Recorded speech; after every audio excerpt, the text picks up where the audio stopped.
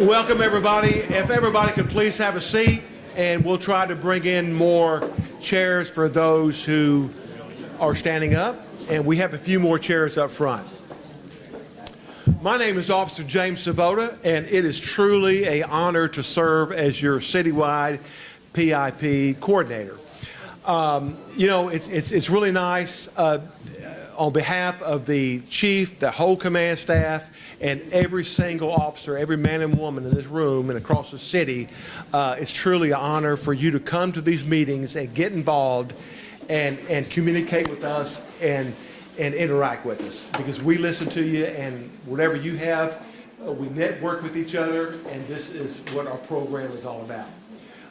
I'd like to just point out real quick that, from time to time, I get phone calls, or the chief or some of the command staff will tell me that they meet with other departments throughout the city, other divisions, and also departments across this whole country. And many of the different departments throughout the whole country will want to get with us and learn about the PIP program. So whatever you're doing it right. We want to thank you very much. Again, thank you for coming, and we have more seats. For those in the back, we have a few seats, very few in front. We'd like to introduce our chairperson, Joan Bouchard.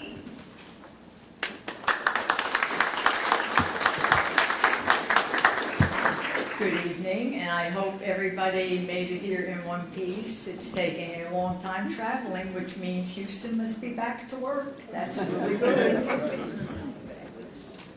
Welcome to the Chiefs Citywide PIP Holiday Meeting. Can everybody hear us in the back? We're okay? The Citywide PIP is in-person attendance and also live stream for community members who cannot attend this evening. As some of the nation's police departments have been in the news recently, in Houston, we proudly have in place the Positive Interaction Program, or PIP.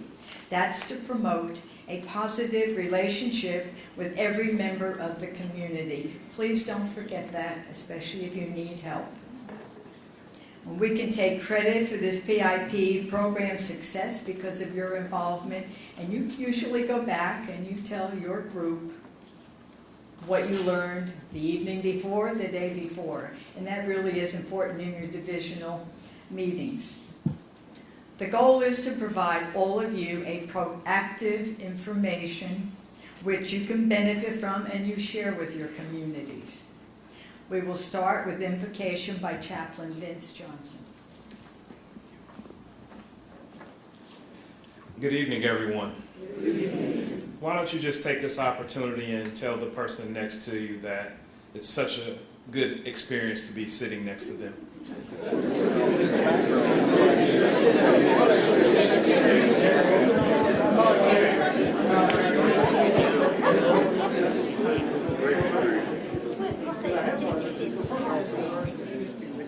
Somebody said, but I'm standing, Chaplain, I'm standing, I'm not sitting.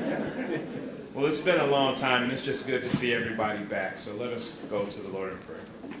Our Father and our God, we thank you for this opportunity to gather together as family, as friends, as co-workers, as brothers and sisters. We thank you for this opportunity. We thank you for the leadership and the vision of the Houston Police Department, our chief, and the citywide PIP coordinator, for allowing all of us to come together, to be encouraged, to be inspired, to be educated, and also to be influenced. Influenced just to stay strong, and influenced to continue to move forward as a city. We ask a special prayer for the victims who lost their lives over the weekend at the concert, and we don't know what to say, we don't know why, but we just pray for those families. No one knows the day or the hour, so we want to continue to stay ready and stay prayed up. We thank you, Lord, for all that you've done. We thank you, Lord, for all that you are doing, and we thank you, Lord, for the things that you're going to do in our lives. We ask that you keep each and every first responder safe in the city of Houston. We ask that you bless the city. We ask that you bless this police department. And we ask that you continue to bless the great state of Texas. This is your servant's prayer in your son's precious name. And everyone said amen. Amen.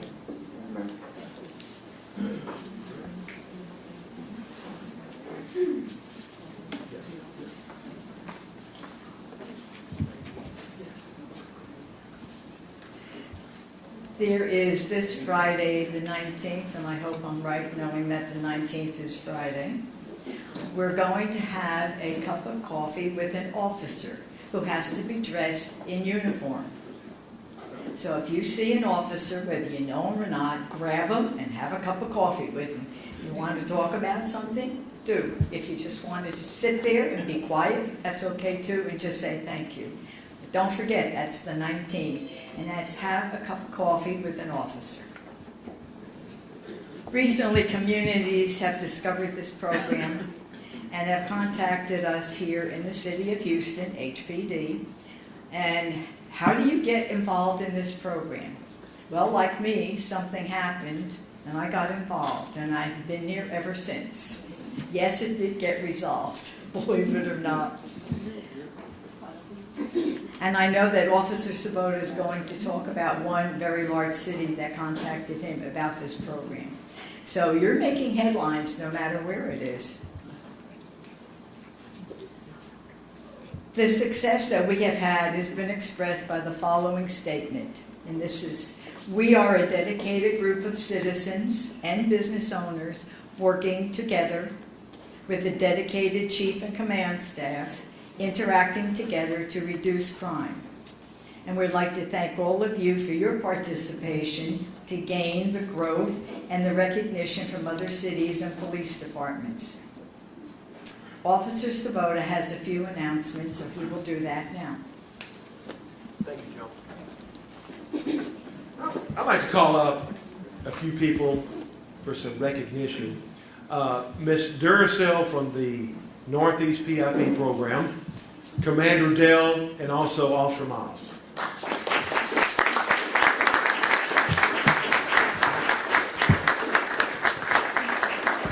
As Joan had mentioned, from time to time we get contacted by major companies, major police departments throughout the whole entire country. And matter of fact, just recently, the command staff contacted me and they had a meeting with the Atlanta Police Department. And they were truly amazed about the program that we have here. And they want to know more about it. But, you know, from time to time, sometimes some commanders or chiefs will call me up and ask me, well, what is the PIP program all about? And I'll ask them, I'll say, well, how much time do you have to listen? I can tell you briefly, or I'll tell you, it'll take an hour sometimes to tell you. But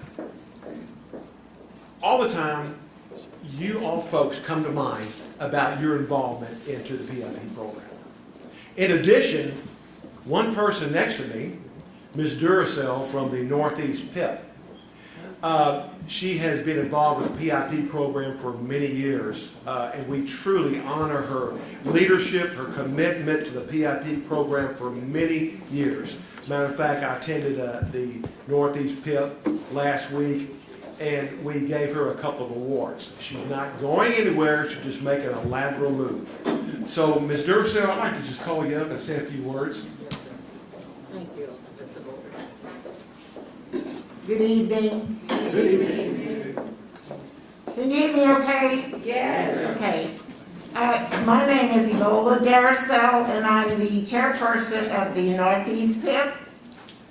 It's an honor to be here. I've been a citywide PIP member for many years, and I've been a Northeast PIP member for many years, up until just a member to 2007. On November 2007, I became the chairperson of the Northeast PIP, the president, and I would like for you to know that as of tonight, I am retiring from Northeast PIP as chairperson for the past 14 years.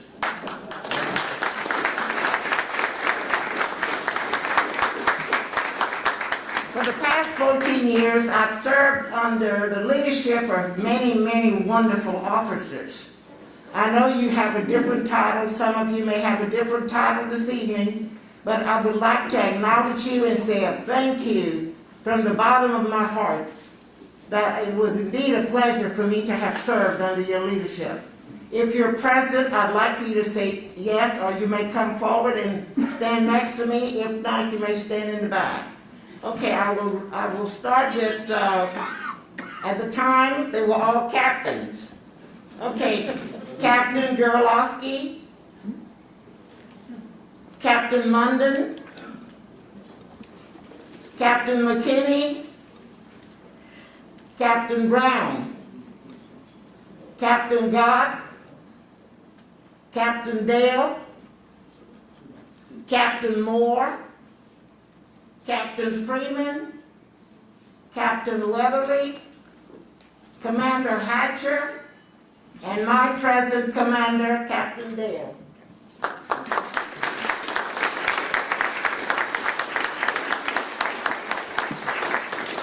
I am so happy to be present this evening because it's been over a year.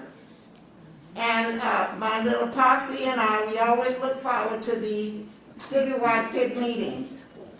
And I always tell my members at Northeast PIP that if you want to know something, if you want to become well educated about the police officer and how the City of Houston HPD officers operate, is to attend one of their citywide or Northeast PIP or any other divisions that you are familiar with.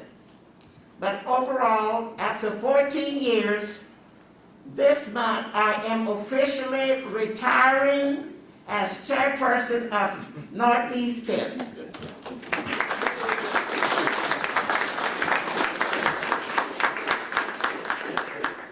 Hello everyone, I'm Officer Miles and I am the Northeast PIP coordinator.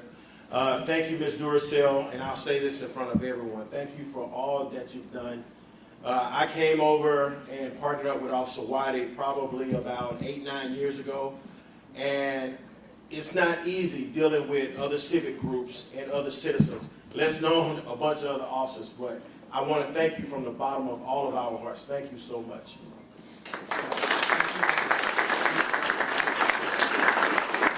Just a few more announcements. We have Sergeant Charles Mistrick. Raise your hand in the corner over there on the side. He's with the Waller Police Department, and he's a coordinator with Homeland Security, the Bomb Making Awareness Program. And, you know, for many years we had terrorists that unfortunately set off bombs throughout the country and killed a lot of people. We're going to have some events coming up here towards the end of the year that's going to be internationally on the map. And Charles has a lot of great information for you to read, and he has a wealth of knowledge. And the motto is, if you see something, say something. If you see something that's not right, most certainly say something. So he has some great literature there. And of course, tonight is our holiday meeting, and a big thank you to the donators for this meeting. First of all, we work closely with our retail business, the Greater Houston Loss Prevention team members that are made up of Fiesta, Walgreens, H-E-B, Kroger's, Walmart, and of course Cane's Chicken. And we also had the Northwest, Southeast, Clear Lake, and Hobby divisions all bring some food tonight. So again, thank you very much. And as soon as we're done, now, if you have a question about your particular division, an issue, please get with your PIP officer or get with the commander because we have a really great program tonight. We have a lot of stuff to cover. So again, if you have anything from your division, get with that commander. Joan? Thank you. We now have the Crime Analysis Division and the report, and that's Commander Matthew May. Good evening. Everybody hear me? Good deal. All right, glad to see everybody coming out tonight. It's a full house. I'm going to be reviewing citywide crime stats for the year. Before I get started, just a couple of caveats. First, the numbers you're going to be seeing are not the official crime statistics for the Houston Police Department. These are reported incidents. They're not completed investigations. Those tend to lag about a month. So to see the official crime stats, please visit the HPD webpage, and I'll provide the URL at the end of the presentation. Also, many of the incidents which you're about to see, they've got more than one crime that happened during the event. The numbers I'm showing reflect the incidents that occurred and the highest crime committed during the event. So these are our crime stats year to date. Looking at the trends, you can see nonviolent crime is down 3.7% and violent crime is down 5.9% year to date. The only categories that we're seeing an increase in are murders, auto thefts, and burglary of motor vehicles. Looking at the last 28 days compared to the previous 28 days, we see a sharper trend. Violent crime is down 13.1% and nonviolent crime is down 3.5%. Over the last 28 days, we've had 89 incidents involving firearms with 111 victims. Of those 89 incidents, 39 were homicides, 6 were robberies, 7 involved domestic violence, and 5 were gang-related. So that's a review of the crime stats that we have in the city at this time. If you want more specific information about your neighborhood, I recommend you get with your PIP coordinator for your patrol division. Also, I'd like to remind everybody, if you want to see what crimes are being reported in your neighborhood, you can visit the HPD link at houstontex.gov/police and hit that crime stats bar down at the very bottom. Does anyone have any questions? All right, thank you very much.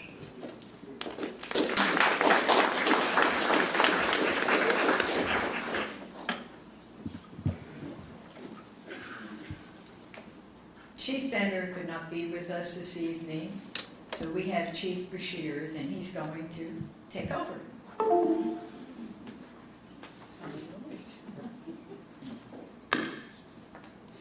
Good evening, everybody. My name is Yasser Bashir, and I'm Assistant Chief over Patrol Region 3. Currently, I oversee Northwest, West Side, Midwest, Southwest, and Southwest Station. And I see many of the community members from this division are here. I personally want to say thank you to you and all the officers, and also officers from outside agency and district attorney office for coming tonight. Chief Finner could not make it today, but he sends best regard. There's just a lot going on right now, as you can understand that. There's a couple of things I want to highlight. First, as you know, Commander May briefly mentioned, I love it when he says down. That means crime is going down in certain categories. That's really is a true reflection of our partnership, how we work together to address the crime, and then proactively look at what's causing those crimes and come up with different plans to address it. One way of doing that is all of us coming here, sharing information, and asking questions. Couple more things. So our next PIP, citywide PIP, is probably not going to be until January. So we've got a couple of things lined up, and that is Thanksgiving is coming up and Christmas.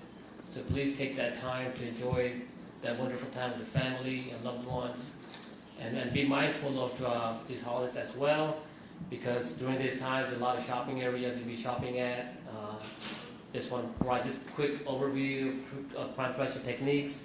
That is, don't leave anything in your car. Go back. There are criminals that are circling the parking lots, looking for items in the car. In addition to that, if you're a female, just be mindful of your purses. If you leave it in your car, they can break the window and take that purse, unless you carry a 20-pound purse like Joanne. I did lift it up. It is heavy. Overtime, we are going to have some overtime, mall overtime. This is where we provide extra patrol, major shopping malls, and also as well as the strip centers. Lastly, just be mindful about during this time period, especially the holidays are coming forward, and I'll be around if you have any questions, and also the commander from different divisions are here as well. Does anybody have any questions before I yield to the next representative? Okay, thank you.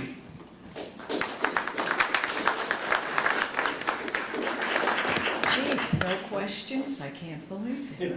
Okay, good. Okay. See, that wasn't so bad. No questions. That's great. Do we have anyone here from the Ashford Buena Vista complex? It's a huge apartment complex. Are they here by any chance? We were going to recognize you. If you are here, you can stand.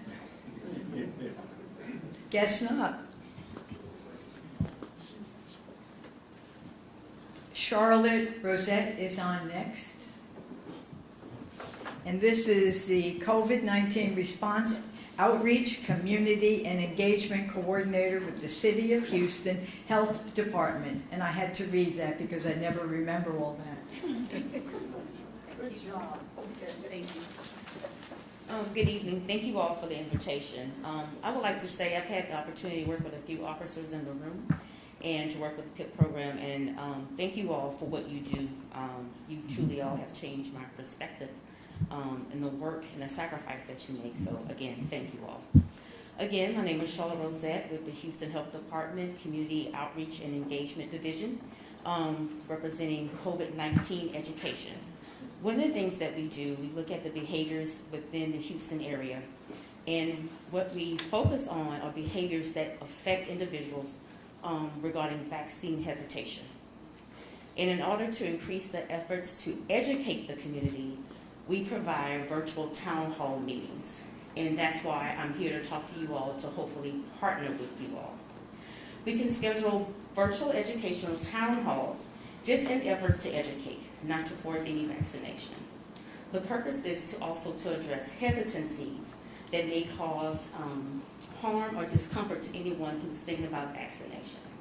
So with that call to action, I would like to partner with you at your meetings, if possible, to engage in the community. You all are vital to the health of the Houston and surrounding areas. For those of you online, I would love to partner with you as well. My contact information is 832-386-0240. I have a table to my left, your right, with the Houston Health Department. We have some clinical nurses here on staff that's also here for you tonight to help answer any questions that you may have that may cause vaccine hesitancy on your behalf. So again, I'd like to thank you for the invitation. I would love to partner with you to help educate the community regarding COVID-19. Again, my contact information, my city cell is 832-386-0240. Thank you. That's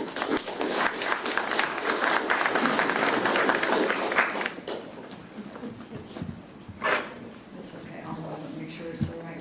Sonia Clausen, and Public Information Officer with the Greater Harris County 911 Emergency Network. Would you please explain that, because people want to know what that's all about? Okay, thanks. Good evening, everyone. I'm so happy to be here tonight. I am, as she said, with Greater Harris County 911 Network, and many of you who are in this room, I have met with you at your PIP meetings, and some of you I have scheduled in the very near future to go meet with your residents. So I'm here just to tell you what we do, and then hopefully would be glad to go to other community meetings, even if I was just there maybe last year or year before. What we do at Greater Harris County 911 is we don't answer the 911 calls, but we work very closely with all the jurisdictions throughout our territory. Harris and Fort Bend County is our territory that we serve. We provide the 911 telecommunications and technology infrastructure for 49 cities and 2 counties. We're the largest 911 system in Texas, and that means, of course, the City of Houston and the residents are our largest community as well. So the City of Houston Emergency Center is our largest call center, but we have several others all the way down to the smallest cities of West University as well. So we're proud to say that we are striving to, again, we don't answer those calls, but we make sure that when you call 911, your call is routed to the call center. And we're working to improve technology such as texting technology. Chief, I bet you didn't, when you were around, we didn't have that. And now we have texting. So we're happy to offer that service to our police officers and our residents, letting you know if you need help and you can't speak, right? If you're in a situation where either you're deaf and hard of hearing or it's not safe to speak, you can now text. So I want to tell you more about that and tell your residents more. I'll stay here afterwards as well. Feel free to contact me at Sonya, SONYA, at 911.org, or you can reach us at info@911.org, or again, I'll be here to talk some more about it. And I know there's a few officers in this room, including Officer Sabota, who could probably hook you up to me too. Thank you very much, and looking forward to speaking with you.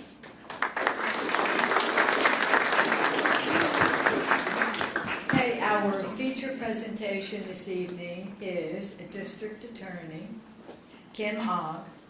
And we missed you in September, but we were shut down because of the possible storm coming in. And thank goodness it didn't show up the way it was supposed to. And she is going to speak on the role of the DA, current status, along with public safety issues. District Attorney Hogg.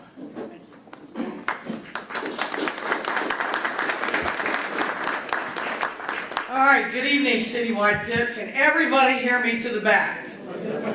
Good. Good evening, officers. First of all, thank you for the protection you provide our citizenry every day. Secondly, I want to thank the members of my staff who are here.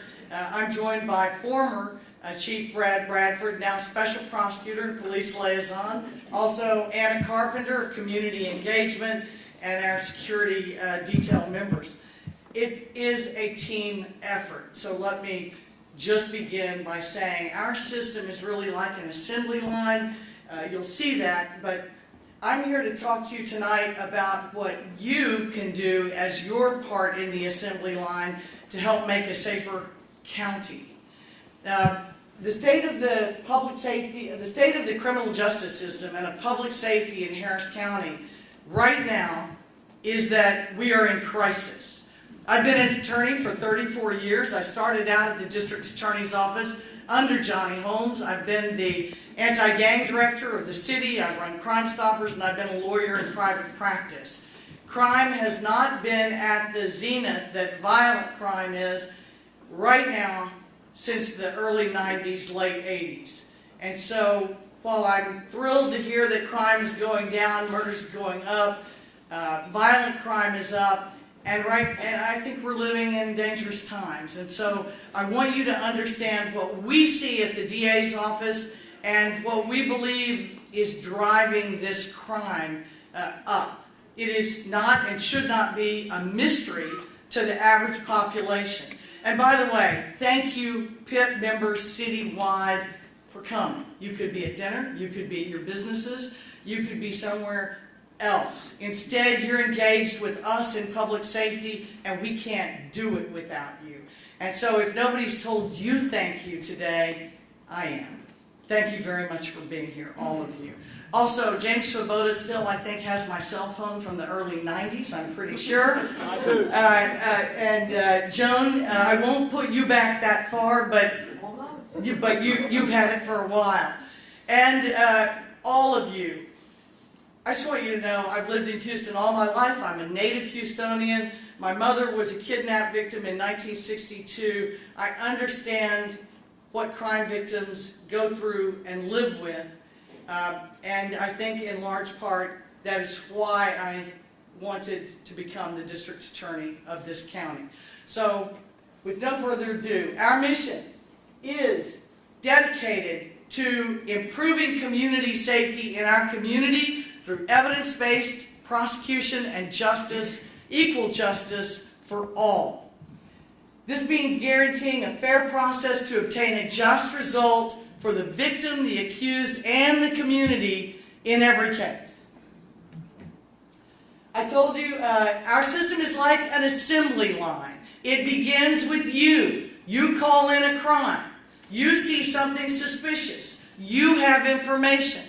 You call the police through 911 or through a non-emergency number, but when a crime occurs that you report, they respond. Just like in Law and Order, there can be no complete prosecution without a district attorney's office. And so while the police officer's job is to protect you on the street, try and arrest the criminal, our job is to work with them to build the case, make sure we got the right guy, and that the evidence will sustain a conviction. Well, go back just a minute. Defense lawyers get appointed early on now. Right at the bail hearing, everyone coming through Harris County gets a representative to defend them.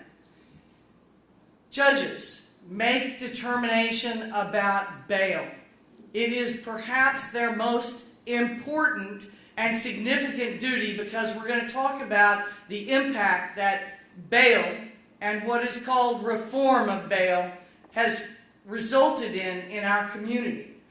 Juries and judges sentence criminal defendants who've been convicted, and judges have to accept a plea bargain. So ultimately, the reason we say the DA's office protects the process and doesn't guarantee the result is because you guarantee the result. And the judges you elect, and I elect, control the results. They accept or reject plea bargains. They sentence when defendants choose for them to be sentenced by a judge instead of a jury. But juries, both at the grand jury level and the trial court level, really determine the outcome of cases. And what you'll see is what I'm seeing. Our juries are angry and they are frustrated by crime. And as a result, we are seeing big sentences. Yesterday, Kendrick Johnson, 2 days ago yesterday, Kendrick Johnson, a 103 gang member responsible for as many as 7 deaths, murders in our community, was 19 years old when he was picked up for the case that he was tried for. He got life and a $10,000 fine, as he earned. Our juries are doing their job. Prison and probation is where people go if they're convicted. Probation is a sentence that they serve in the community. Prison is a sentence, a place where they serve not in the community. I'm going to get my water. Excuse me. Thank you for bearing with me. Alternative solutions is what has always existed in the form of probation. We now use many different types of alternative solutions to push low-end, nonviolent offenders through the system and return them into their communities without a permanent criminal record. I do this because I believe Houston must have a strong workforce, and I do not believe in crippling people's opportunities for infractions of the law. Commit a violent offense, I feel completely different. Next slide. All right, I want to explain what's happening. You are hearing a lot of disinformation. So what I want you to know is these are our statistics. We've compiled them based on our charges and our review of documents and evidence. You can count on these statistics. The people who are in jail are not kids with joints. They are not one-time DWI offenders. They are not thieves who have committed a crime because their children are hungry. Our jail is full of a very violent population right now. Do not rely upon disinformation that says there's a lot of low-end people there. They're not. Of the 7,968 individuals who are in jail without other holds, 4,833 are charged with some kind of aggravated offense. Aggravated meaning violent. Next slide. We are seeing many more people released on bail, not just for low-level crimes, which we agreed to initially, but for all crimes, which we never agreed to. In our system, bail is purposed for 2 things: to return people to court and to keep our community safe. Now, how is bail to do that? There are just those 2 considerations. And what interests are competing that judges must decide? It's really just the right to be free while you're charged with a crime and awaiting trial, which is a limited type of freedom. And the other interest they're balancing is your safety. That's the theory. What I'm hearing is a discourse by the judges that is talking about presumption of innocence. I just want you to know that is true. We are all presumed innocent until convicted. And that is completely separate from the evidence that is considered for bail. Judges consider those 2 things. Will a person return to court? And will they be safe in our community? That's really it. And we see the resolution of those decisions going time and again to bail. to this idea that people have a right to be free while awaiting trial, regardless of how many offenses they commit. This is not the law. I do not agree. I want you to know that. In 2015, we had about 3,500 people on bail for a combined misdemeanor felony grouping. They committed about 6,300 crimes. Bail is like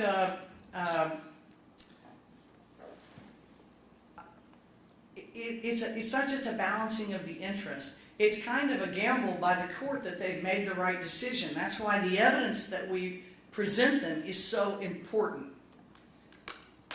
By 2018, you can see we had about 9,800 new crimes committed by offenders on bail. But by 2020, about 11,000 offenders on bail had committed 18,800 new crimes in 1 year. And this year, unfortunately, we're on a trajectory that puts us at a record high of approximately 23,683 new crimes that we predict will have been committed by offenders on bail. And this is unacceptable. And I urge you to have an urgency about how we respond to this. Next slide. This is why I urge you to be urgent in our response. These individuals who've been murdered by people on bail all have family members, all have friends, many of whom I meet in crowds just like this, many of whom I meet my church, at civic organizations, in schools, in social gatherings. I don't know of a group that I've been in where someone wasn't affected by a violent crime or knew somebody who had been murdered. I've not seen this kind of suffering by our community since really the early 90s. And that's what it is. You know, when Paul Castro talks about his son David shot after an Astros game, when the daughter of the woman killed at the Uvalde McDonald's talks to us about her frustration with why a judge would release a person who's a repeat offender from prison, charged with capital murder on yet another bond, and then that person killed her mother.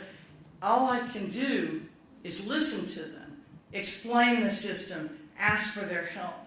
But we will be fortunate if those people are able to recover from the trauma that they've endured. So I can't rely upon them to be the movement. I have to rely upon you. And the movement is to restore order on our streets and in our courts. And to do that, we have to hold the line. And we have to tell each other and all the members of the criminal justice system what is and isn't acceptable. Next slide. We present evidence at the bail hearing before magistrates who are hired by the judges. We present evidence to support our request for sufficient bail or no bail in court, in the trial court, before the judge of record.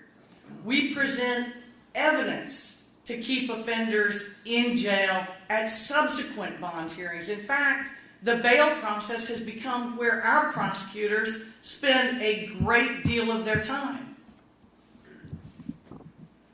We file what's called motions to revoke bond, motions to forfeit bond. It's very important that you understand bond should be forfeited the first time a person fails to appear in court. But instead, what we see is a pattern of revocation and then reinstatement. In short, what this does is let the bondsman off the hook. Now, there's been a recent focus on bail bondsmen. Maybe they're the problem. And I'm not here to speak for the bail industry. I'm going to tell you the law. Bail is in the Constitution. We have a strong bail lobby in Austin. And so bail is part of our law. If we had a federal system, like they do in the federal system, a system of preventative detention where the judge simply makes a decision dangerous enough to keep in jail or not really a threat to the community, released, it would be different. But in our system, our law guarantees people the right to bail except in certain circumstances. And so those circumstances are capital murder. Those circumstances are when you commit a felony while out on bond for another felony or while you're on probation for a felony and you commit another felony. And it's true, you can't hold somebody forever without bond, but you can hold them for as long as you can hold them. And we're then given the opportunity to present enough evidence to keep them in beyond those minimum times. And for capital murder, there is no such requirement, but we see our judges considering these motions repeatedly. Now, why is that happening? It's because it takes so long for a case to get to trial now. So what I want you to know about these revocations is that we file them and they're routinely denied. Somebody doesn't show up in court, we try to revoke a bond, we try to forfeit a bond, they're denied. Sometimes they're granted, and not all judges are making decisions that are impacting public safety negatively. But by revoking and later reinstating, the bonding company is off the hook. Why does this matter? It used to be that bonds cost 10% up front of the face amount. So if it's a $100,000 bond, you put up $10,000. I thought that was terrible. You know, I thought that we really needed security for the whole $100,000, but that was really, and they would get it at times, they would get it when they were on the hook for the money. But now, due to market forces, there's not a 10% charge, there's maybe a 2% charge. And they allow the offender to pay out the remainder. Now, how's a guy who's 19 years old and charged with capital murder or aggravated robbery multiple times on bail going to come up with that additional 8%? In a sense, it's financing crime. So, is it a problem? Yes, it's a huge problem. Next slide. I told you the reason that people have the time to commit so many more offenses when they're out on bail is because it takes an average of 4 years to get a case to trial. So imagine your son is murdered, or your wife, and the offender's out there for 4 years on bail. That's a lot of time to commit new crimes. And that's what criminals do when that's their profession. And so what we are seeing is an increase of serious violent crime by individuals who've been repeatedly released on bail. Jury trials are finally starting to exist again, but it does make you wonder, absent COVID and Hurricane Harvey, why haven't we had more trials? And what I will tell you is that judges control the schedule of the court. Next slide. We have seen expenditures by Commissioners Court lately. They're our funding group. $50 million dedicated to abandoned lots, tearing down houses, things that I'm for that are basically improvements for general neighborhood safety. But our murders are occurring in the tourist district, in broad daylight. They're occurring in your homes when you're at work. They're occurring at your businesses. I kept looking at you because Blue Line's in my neighborhood, and I know the guy next door, and I heard about the burglary. So, we have 361 prosecutors and a backlog. We've gotten down from almost 150,000 to 137,000. What is a backlog? A backlog is the number of cases you have left on your docket at the end of the year. So if I accept 100 cases and I'm able to move 80 of them through trial or plea, I have a backlog of 20. When you have no trials and very few pleas because there's not a threat of a jury to encourage those accused to plead guilty to something certain as opposed to an uncertain verdict by a jury, there's not as many pleas. And so our backlog has grown exponentially over COVID And since. And now that we see jury trials coming back, we're getting excellent verdicts. But 361 prosecutors to 138,000 cases. Do the math. So officers, our lawyers work hard.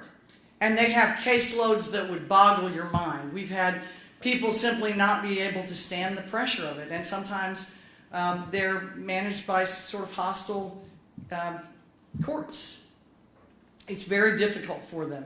They want to help you. I want to help you because you help me. We are in this together. Just understand that with 361 people and 138,000 cases, I can't skimp on any one case.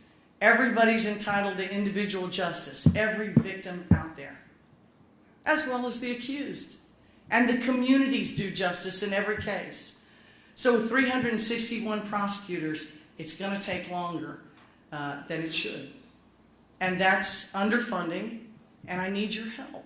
I need more prosecutors. Ask any policeman, ask any court personnel out there. Heck, ask the judges. We need more prosecutors. Not to put more people in jail because we're a bunch of racists. That's what the argument was in 2019 when I asked for 102 more prosecutors. And that was as far from the truth as you can get it. In fact, we might not be in the backlog situation we're in if they had spent the money on prosecutors instead of some of the things that they've spent it on. Next slide. So, there's a recommended safety plan for this community and for our office. And we're doing our part. Officers, I know you're doing your part. Community, I need you to do your part. We must end the release of repeat violent offenders by judges. Whether that requires changing the law, whether that requires voicing your opinion in appropriate places, whether that requires you writing editorials or letters to our newspapers, to our publications. Tell your fellow citizens that this must end. This is driving crime. And there are other things driving crime. Domestic violence is driving, especially violent crime. That's really what I'm talking about. Domestic violence is one. And that is happening nationwide. And also gang crime, an old passion of mine, because it has killed people since I've been a prosecutor. And mostly young people, and often the wrong people, not even the intended victim, but somebody who happens to be at a party and catches a stray bullet. It happens every weekend. Richard Cantu, my friend from City Hall, 25 years ago, lost his 18-year-old daughter at a party last week. Fully fund prosecutors and law enforcement. We are law and order. We must be fully funded.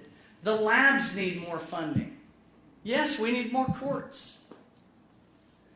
We need more. And we need our leadership to focus on your needs. And right now, I hear that public safety is what you want. And I can tell you it's what I want. It's what I ran on.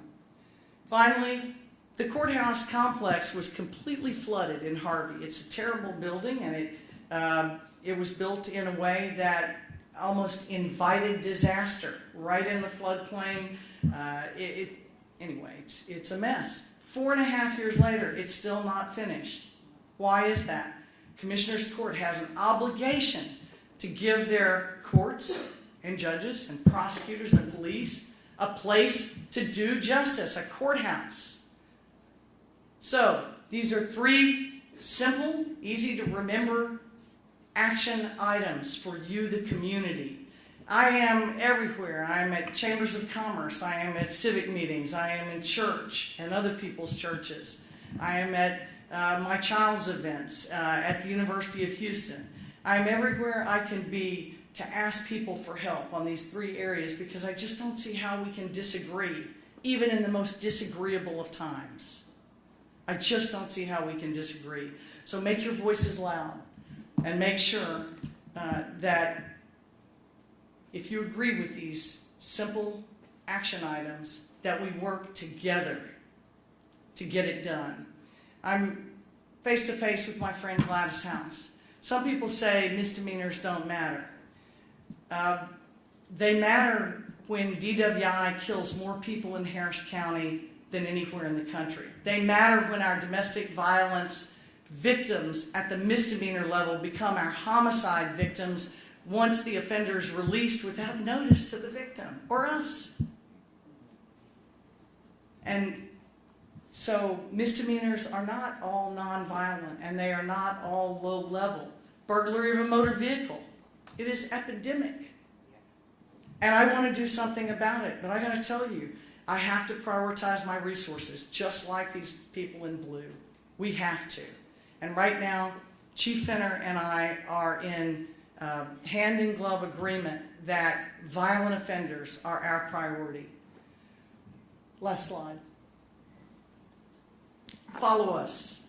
Support us. We support you.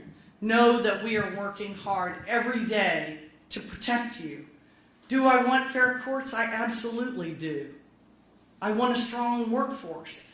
And any of you guys can ask any of us girls here in the room, hey, what do women really want? You know what we want? We want everybody to be safe and happy. And that's what I want as your DA. I want you to be safe, and I want you to trust that your justice system is fair. So I've been talking and knowing some of you for many years. I see friends in the audience that I've known for a long, long time. It is, our city needs us. Our county needs us. It is time that our PIPs stand up, make your voices loud, make sure they're heard, because the police and the district attorney and all of our prosecutors, we're actually behind you on this topic. Thank you.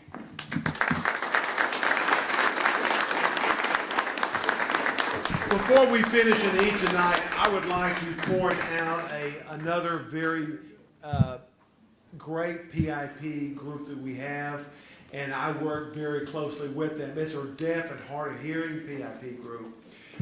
They have been very, and this is clapping and sign language here. They have been a very strong group for many years, and they actually, we have worked closely with our command staff, and we do a lot of training to officers on the streets about when you pull somebody over and you give verbal commands to somebody and they can't hear you, and they're maybe reaching for an ID card to say they're deaf, and we're screaming at them to put their hands on the steering wheel. Well, we are training officers out there, and of course we have one person here, Emmanuel, raise your hand. Emmanuel, he comes over to the police academy, and he actually teaches along with us, our officers, experienced officers, and also cadets. We try to get every cadet class out of the academy that has experience in dealing with the deaf and hard of hearing. Because if your son or your daughter or your family member was deaf and they're getting pulled over by the police for a simple traffic incident, it's very important that that officer that pulls your loved one over knows what this means, and this is deaf.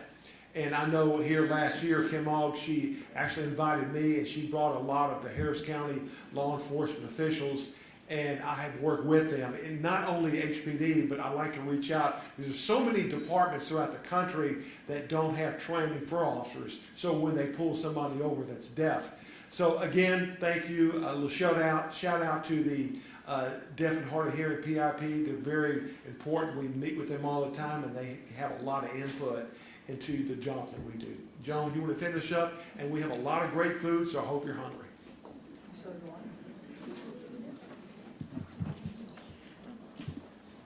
Before you all leave and run to the back, I want to say thank you very much for coming this evening. It's important that you had to hear what the district attorney had to say to clear up some questions that a lot of people really just didn't understand.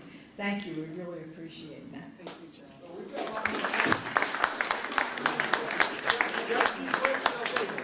Is there going to be a question and answer session at the end of this? Question and answer during the meeting? They're doing the way down. Okay. Those are live. What do you think? District Attorney Kim Ogg had asked that she will take questions, but those of you that don't want to listen to it, you can eat, but Kim Ogg had most certainly agreed to take some questions as soon as we conclude this meeting. Is that fine? So come up here, take a turn. Sure. We'll sit you down here at the stage. How's that? And then You want me up? Yeah. Well, let's finish the meeting. Let me, I got one more thing, two more things to say. All of you that are the PIP members, you're the eyes and the ears of the community. Do not forget that. And if you see something, say something. We've always said that. It is really crucial. I know, Ed, I won't forget you. You're on my list. Before we say good night officially, Ed would like to say one thing regarding signing in. Loud. You have not signed in, please sign in. We also have some hand sanitizers back here if you want to take some home. We have plenty of hand sanitizers. So please come back here if you have to sign in. Please sign in. Okay, thank you. Okay, the other thing is, we would like to wish all of you a happy Thanksgiving. You're with family and friends, I am sure. A wonderful holiday, and we will see you in January. But we're not finished before we do the motto.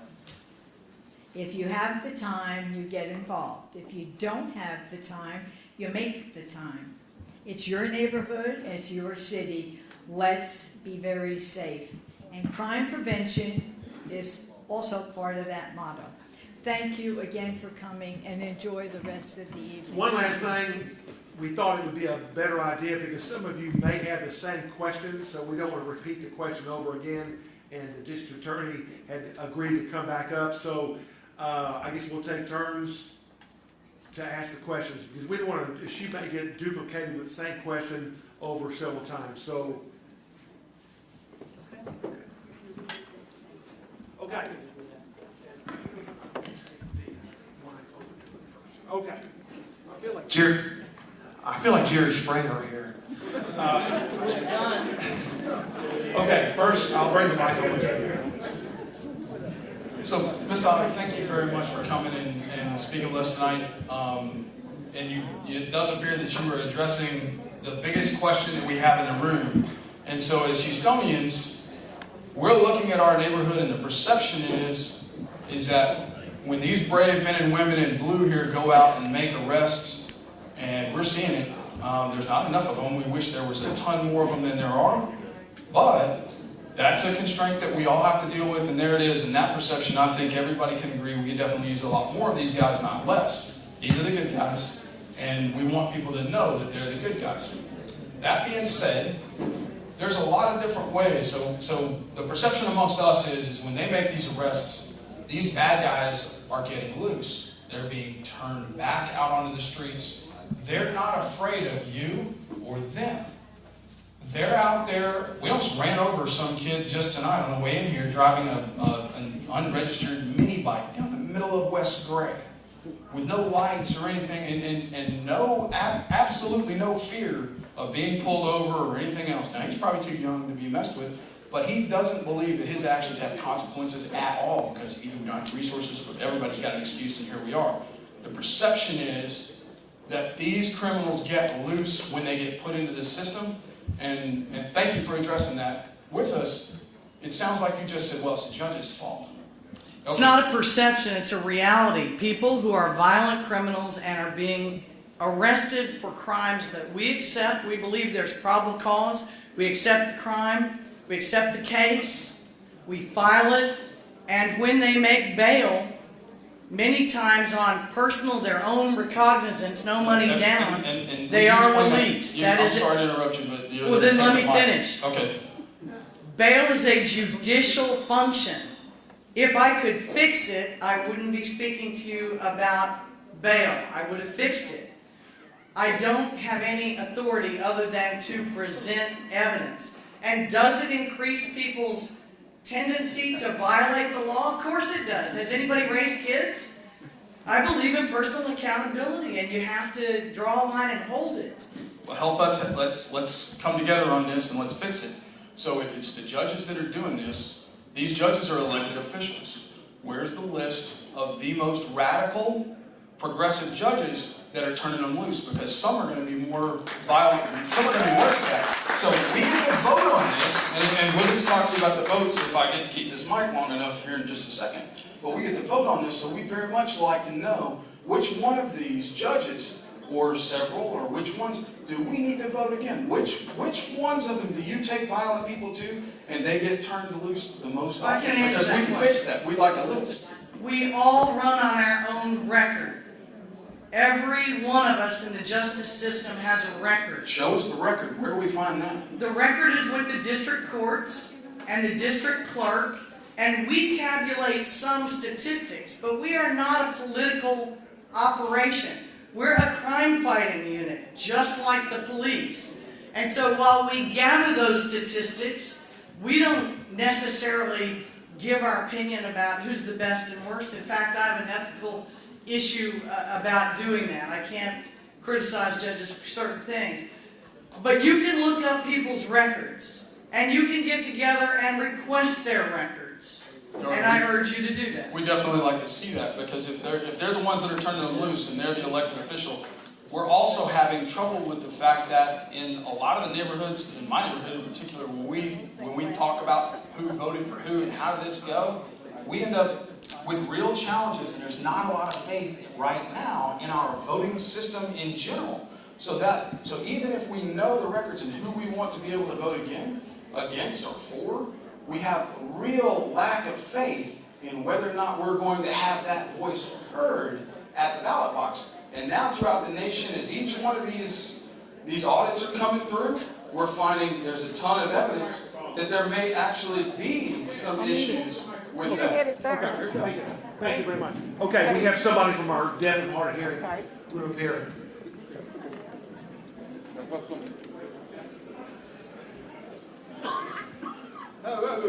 Hello.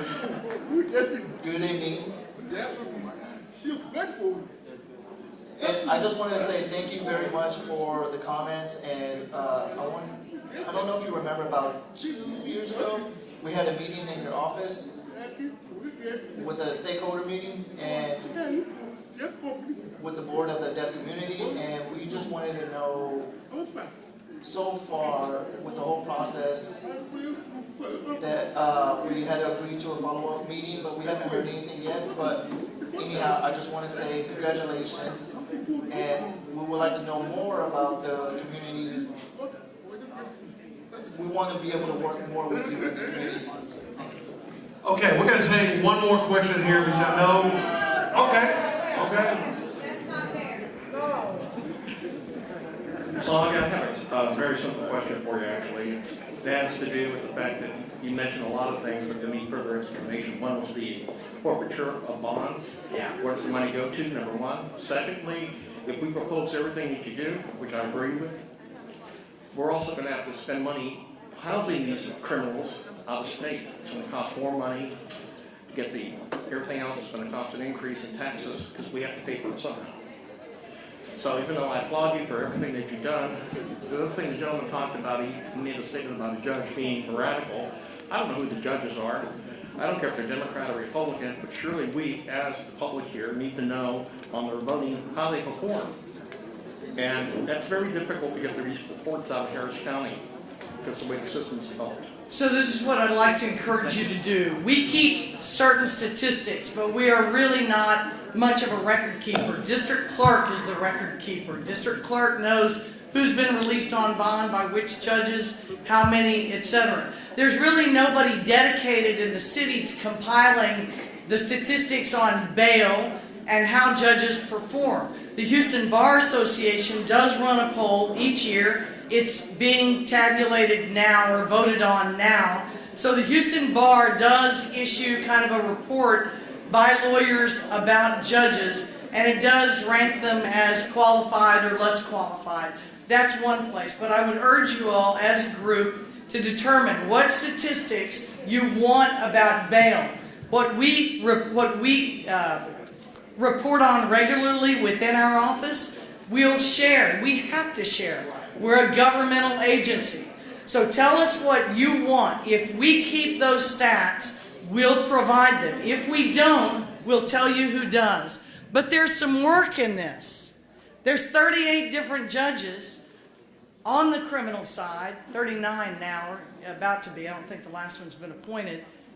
And it takes citizens sitting down together with the criteria that you want to see about their records to compile that information. So you tell me what you want, and if I've got it and we regularly report on it, we will share it. Okay, we're going to take one more question here on the mic, and of course, anybody who wants to ask more, they can most certainly do it with the district attorney, but we don't want to fall down the whole meeting. So one more, and we will make sure everybody has their voice. You can get it to that gentleman right there. Okay.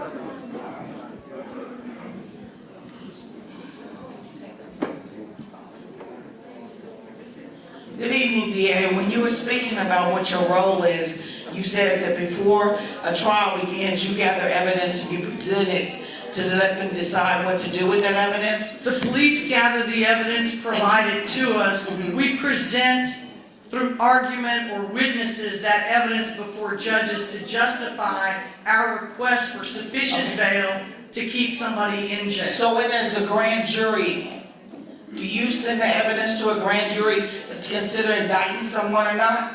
Does the DA's office do that? We don't send it, but yes, grand juries. You get what I'm saying? Do you present it to them? Yeah, we present evidence on every felony case and some misdemeanors when they're applicable. Yes. I guess because it's really boggling to me, because you're as involved and you know who I am, and you know I'm as involved as you are. And when I hear the judges saying about why they're doing what they're doing, they're saying that they're being pressured by an individual. Yet with all the evidence that you had on that individual, whatever you put in, you can indict a grapefruit for being sour if you give them the right evidence. That person became a no build. That's a problem for me, and I do question your integrity based on how that came out. Well, I can assure you that when we investigate a public official, all of the evidence is presented to a grand jury.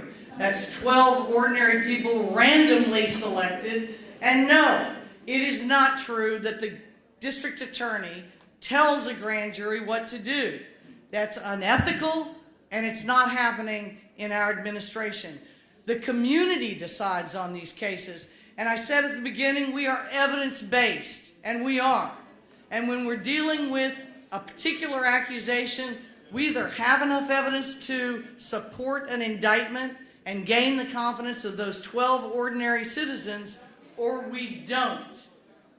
But just like I've said for the last 34 years at Intake, you know, if people are engaged in crime on a regular basis, if we don't catch them today, we'll catch them tomorrow. I really believe in justice, and I believe that our actions catch up with us. Thank you. And if anybody has any other questions, please come to the front. Hey, John.